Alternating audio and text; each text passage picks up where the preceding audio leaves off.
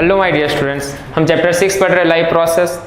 आगे हमने 5 लेक्चर और कंप्लीट कर लिया स्टूडेंट्स। आज 6 लेक्चर ध्यान से पढ़ना। हम रेस्पिरेशन वाला टॉपिक पढ़ रहे। लास्ट में हमने रेस्पिरेशन कंप्लीट किया था, types of the respiration, aerobic respiration and anaerobic respiration. उसके इक्वेशन ध्यान से स्टूडेंट्स लिखने हैं, समझ कर लिखने हैं। अगर आपने वो वीडियो नहीं देखा तो आप यह हमारा वीडियो देख लेना। और आज स्टार्ट कर रहे हैं हम respiration process in human being. तो रेस्पिरेशन प्रोसेस में हमने देखा था ऑक्सीजन रिक्वायर्ड था। Aerobic respiration process, oxygen require reaction, respiration takes place in the presence of oxygen, it's called aerobic respiration. तो ये ऑक्सीजन जो जरूरी है, रिक्वायरमेंट है स्टूडेंट्स, वो अपटेक कैसे करेंगे हम ऑक्सीजन? सिर्फ हम नहीं, जो भी ऑर्गेनिज्म, सभी ऑर्गेनिज्म के लिए रेस्पिरेशन प्रोसेस रिक्वायर है और रेस्पिरेशन प्रोसेस के लिए ऑक्सीजन जरूरी। तो सभी जो ऑर्गेनिज्म है, डिफरेंट टाइप्स के ऑर्गेनिज्म ऑक्सीजन को अपटेक कैसे करेंगे? तो Uptake of oxygen students simple सा कॉन्सेप्ट है। Uptake of oxygen by different organism, like first plant. क्या प्लांट ऑक्सीजन अपटेक करेगा स्टूडेंट्स? तो yes, during the night time के वक्त प्लांट्स क्या करता है? ऑक्सीजन को अपटेक करेगा। रूट अलग से, स्टेम अलग से और लीफ अलग से during the night time oxygen को इनहेल करेंगे। ऑक्सीजन के प्रेजेंस में वहाँ पर भी रेस्पिरेशन की प्रोसेस होगी, एनर्जी रिलीज होगी और रेस्पिरेशन के एंड प्रोडक्ट में जो CO2 बनेगा, तो प्लांट भी क्या करता है? During the night time CO2 को एक्सेल करेगा। और बाय द स्टोमेटा, सिंपल सा पोर जो होता है स्टोमेटा, उसके थ्रू ये एक्सचेंज ऑफ द गैसेस करता है। तो yes, plant during the night time oxygen inhale करेगा एंड CO2 रिलीज करेगा, जबकि during the day time process student इससे उल्टा होगा।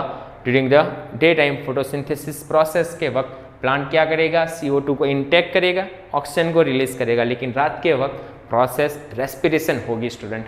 इन प्लांट जो एक्वेटिक एनिमल्स हैं, एक्वेटिक एनिमल्स वो क्या करेंगे स्टूडेंट? ऑक्सीजन कहाँ से इनहेल करेंगे?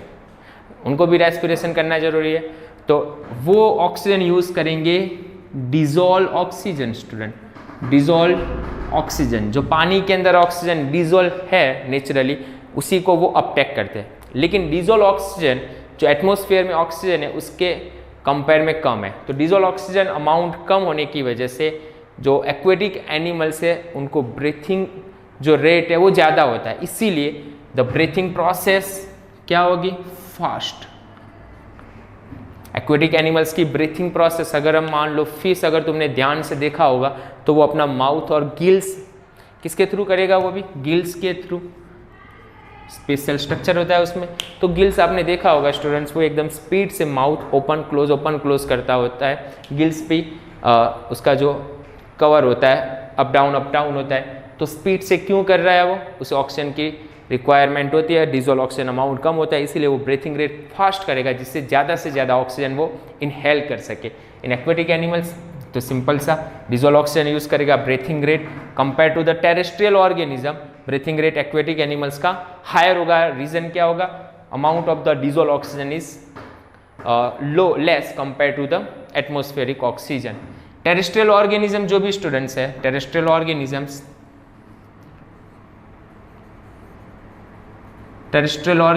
तो सभी टेरेस्ट्रियल ऑर्गेनिजम्स, अलग अलग ऑर्गेनिज्म के पास अलग अलग स्ट्रक्चर है ऑक्सीजन इनहेल करने के लिए। एज एग्जांपल अगर अर्थवॉर्म ले लो स्टूडेंट्स, तो उसके पास स्किन, वो किसके थ्रू रेस्पिरेशन करे, ब्रीथिंग करेगा, ऑक्सीजन इनटेक करेगा, तो थ्रू स्किन। और ह्यूमन की अगर स्टूडेंट बात कर लेता हूँ, तो ह्यूमन के पास एक special well developed respiratory system है जो हमें यहाँ पर कवर करना है। ह्यूमन रेस्पिरेटरी सिस्टम जो वेल डेवलप है स्टूडेंट्स। ऑर्गेनिजम्स में बहुत, ह्यूमन के अंदर सारी सिस्टम वेल डेवलप है, तो उसी को हमें यहाँ पर कवर करना है, ह्यूमन रेस्पिरेटरी सिस्टम।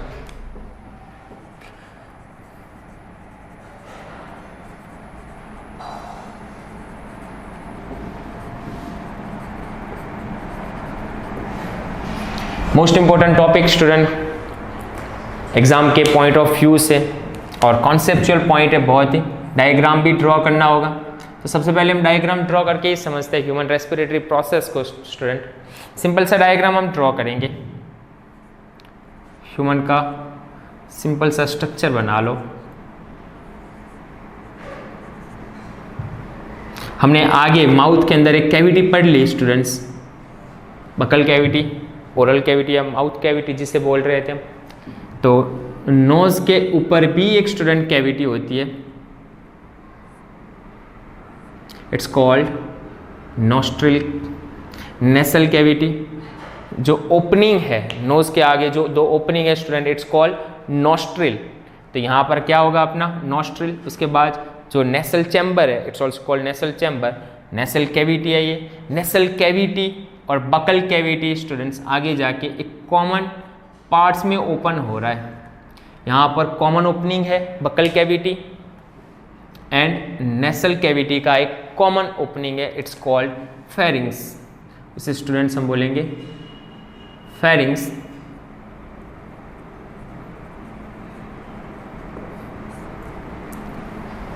उसके नीचे अगर स्टूडेंट्स आगे जाओगे तो आप एक और पार्ट्स मिलना है फेरिंग्स के नीचे वाला parts, it's called larynx, it's also known as the sound box, it's also called sound box. आवाज जो प्रोड्यूस हो रही है, हम जो बोल रहे हैं स्टूडेंट यहाँ से ही प्रोड्यूस हो रही है लैरिंग्स से। लैरिंग्स के अपर पोर्शन पर स्टूडेंट एक इम्पोर्टेंट कवरिंग पार्ट्स होता है, इट्स कॉल्ड एपिग्लोटिस। क्योंकि यहाँ से स्टूडेंट क्या स्टार्ट होना है, हमने आगे वाले चैप्टर में जो पढ़ लिया आगे टॉपिक में, एसोफेगस स्टार्ट हो रहा है। तो ड्यूरिंग जब हम खाना एंगल स्वॉलिंग कर रहे हैं, तो जब खाना स्वॉल्व करेंगे तो खाना हमारे ट्रैकिया के अंदर, रेस्पिरेटरी सिस्टम के अंदर ना चला जाए स्टूडेंट्स। उस वक्त जब हम खाना इंटेक कर रहे हैं, खाना खा रहे हैं, उस वक्त ये जो एपिग्लोटिस है, यहाँ पर एक फ्लैप लाइक स्ट्रक्चर होता है स्टूडेंट्स, इट्स कॉल्ड एपिग्लोटिस। वो क्या करेगा, लैरिंग्स ट्रैकिया को कवर करेगा, जिससे खाना फूड पाइप विंड पाइप के अंदर ना चला जाए। तो upper portion of the larynx क्या प्रेजेंस है, एपिग्लोटिस। एपिग्लोटिस के बाद उसके नीचे अगर जाओ तो स्टूडेंट्स ट्रैकिया, जो ट्यूब है इट्स कॉल्ड द ट्रैकिया, ये ट्यूब ट्रैकिया बोलेंगे स्टूडेंट्स। ट्रैकिया के अंदर एक बहुत ही इंपॉर्टेंट पार्ट्स है, it's a wind pipe also called trachea, also called wind pipe. इसमें एक बहुत ही इंपॉर्टेंट पार्ट्स है,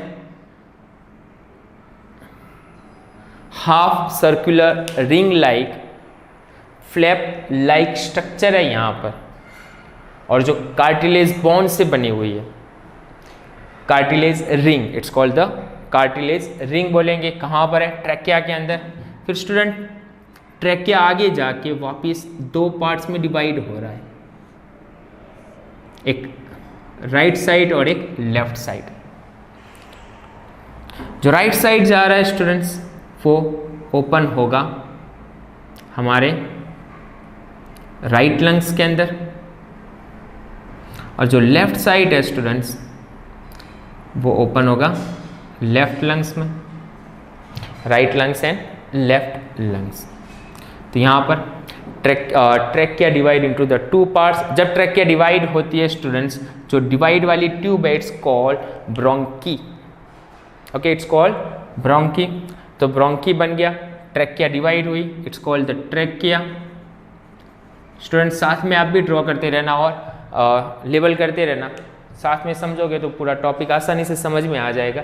ट्रैकिया डिवाइड हो रही है तो टू पार्ट्स में, वन लेफ्ट लंग्स में जा रहा है और एक राइट लंग्स के अंदर जा रहा है। ट्रैकिया जो डिवाइड हो रही है वो ट्यूब का हम नाम देंगे, इट्स कॉल्ड द ब्रोंकी। अब ब्रोंकी स्टूडेंट्स लंग्स में जाके आगे और डिवाइड हो रही है,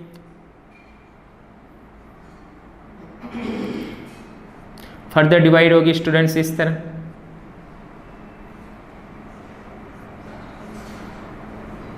और ट्री लाइक स्ट्रक्चर बनाएगा पूरे लंग्स के अंदर, ट्री लाइक स्ट्रक्चर यहाँ पर फॉर्म होगा। ब्रोंकी को आगे जाके वापस फर्दर डिवाइड करेंगे स्टूडेंट्स, प्राइमरी, सेकेंडरी, टर्सरी। लेकिन यहाँ पर हमें सिंपल सा पढ़ना है, जब टर्मिनल पार्ट्स आएगा, ये ट्यूब का जब टर्मिनल पार्ट्स आएगा, उसके आगे वाला parts, it's called the bronchioles, it's called bronchioles. ये है bronchi, primary secondary tertiary bronchi होती है, और उसके टर्सरी ब्रोंकी के बाद आता है ब्रोंकियोल्स, और ब्रोंकियोल्स जिसमें टर्मिनेट होता है स्टूडेंट्स वो एयर सैक लाइक स्ट्रक्चर होता है, it's called alveoli, it's called alveoli, small bag like structure, it's called alveoli. अभी जो कोरोना चल रहा है स्टूडेंट्स, कोरोना वायरस सार्स कोविड-19 वायरस, वो वायरस रेस्पिरेटरी ट्रैक्ट को ही डैमेज करता है। नॉस्ट्रिल से अंदर एंटर होगा थ्रू फेरिंग्स, लैरिंग्स, ट्रैकिया, और फिर हमारे लंग्स के अंदर एंटर होता है। लंग्स में जो एल्वियोली है वहाँ पर एंटर होता है, और वो वायरस सेल्स पर इन्वेड करेगा, और हमारी बॉडी जब उसे प्रोटेक्ट करने आती है तो उसके साथ फाइटिंग करेंगे, और उसी वक्त हमारे बॉडी के अंदर बहुत सारा फ्लूइड सीक्रेट होता है। फ्लूइड सीक्रेट होता है, वो फ्लूइड लंग्स में जमा होता है, और it's one type of the pneumonia ही बोलते हैं। लंग्स के अंदर जब फ्लूइड जमा हो जाएगा, एल्वियोली के अंदर बहुत सारा फ्लूइड आ जाएगा स्टूडेंट। जब फ्लूइड आएगा तो ऑक्सीजन सही से ट्रांसपोर्ट नहीं हो पाएगा। जब ऑक्सीजन की डेफिशिएंसी रहती है, सही से ब्रेथ नहीं कर पाते और उनको वेंटिलेटर की ज़रूरत पड़ती है, तो कोरोना यही डिजीज़ है स्टूडेंट, रेस्पिरेटरी ट्रैक का डिजीज़ कोरोना। तो लास्ट में टर्मिनल पार्ट्स कौन सा है? एल्वियोली। यहाँ पर एल्वियोली आ गया, तो यही है अपनी respiratory system, it's called bronchi. Last जो टर्मिनल पार्ट्स है स्टूडेंट ब्रोंकी का, इट्स कॉल्ड द ब्रोंकियोल्स, और टर्मिनल जो है वो इट्स कॉल्ड एल्वियोली, एल्वियोली। तो सिंपल सा स्टूडेंट्स एल्वियोलर सैक भी बोल सकते हैं, it's also called alveolar sac, alveolar sac, alveolar sac, it's also called alveoli. तो रेस्पिरेटरी ट्रैक का टर्मिनल एंड एल्वियोली। तो सिंपल सा सभी स्टूडेंट्स को डायग्राम आना चाहिए। इसकी सीक्वेंस सभी स्टूडेंट्स जरूरी है। सबसे पहले कहाँ से स्टार्ट होगा? नॉस्ट्रिल से to opening of the chamber, it's called the nostril. Sequence याद रखो स्टूडेंट्स, सीक्वेंस में नॉस्ट्रिल, नॉस्ट्रिल के बाद क्या होगा students? It's called nasal chamber या nasal cavity.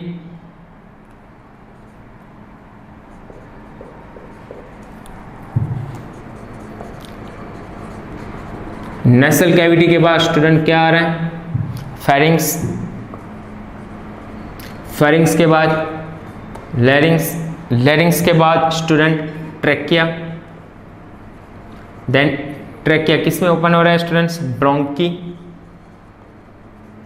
Bronchi in the bronchioles, and bronchioles last में स्टूडेंट्स एल्वियोली। तो ये थी respiratory, human respiratory system students. ध्यान से डायग्राम के साथ एक्सप्लेन करना है। अगर डायग्राम समझ में आ गया तो आसानी से इसे एक्सप्लेन कर सकते हैं।